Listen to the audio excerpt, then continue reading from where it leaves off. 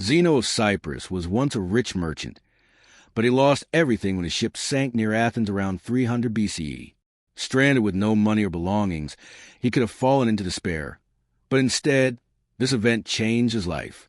While wandering the city, he entered a bookshop and began reading about Socrates, which inspired him to learn from Athens' famous philosophers. Later, Zeno started teaching his own students and developed a new way of thinking called Stoicism. This philosophy focused on living with virtue, patience, and self-control, and went on to influence many leaders and thinkers for centuries. The name Stoicism comes from the Stoa Poikile, a decorated public porch where Zeno and his students met to talk. Today, when we say someone is stoic, we usually mean they stay calm under pressure and don't show extreme emotions. Stoicism is more than just staying calm. It is a complete way of thinking about life. The Stoics believe that everything in the world happens through cause and effect, forming an orderly system they called logos. We cannot control what happens around us, but we can control how we respond.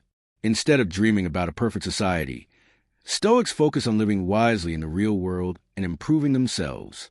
They taught 4 main virtues: practical wisdom, which means making smart and calm choices in difficult situations, and temperance, which means practicing self-control and balance.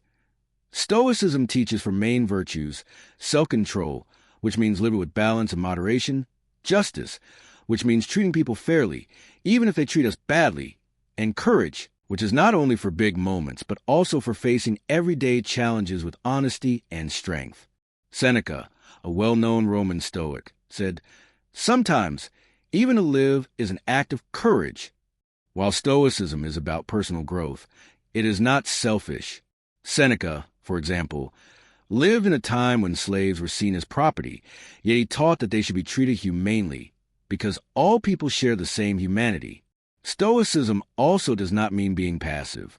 Instead, it teaches that only people who develop virtue and self-control can truly help improve others. One of the greatest Stoic thinkers was also a Roman emperor, Marcus Aurelius. During his 19 years as emperor, Stoicism gave him strength to lead Rome through wars and personal losses, including the deaths of many of his children. His writings later inspired Nelson Mandela, who found comfort in them during his 27 years in prison. After his release, Mandela chose peace and reconciliation, believing that while the past could not be changed, people could still build a better future. Stoicism was a major philosophy in Greece and Rome for centuries. Although the schools eventually faded, its ideas continue to influence the world. Christian thinkers like Thomas Aquinas admired its focus on virtues, and its idea of inner calm is similar to the Buddhist goal of nirvana. Epictetus, another important Stoic, taught that suffering does not come from events themselves, but from how we judge them. This idea still shapes modern psychology. For example, rational emotive behavioral therapy helps people change harmful beliefs about their lives, and Viktor Frankl's logotherapy, based on his time in concentration camps, teaches that even in the darkest times, we can use willpower to find meaning in life.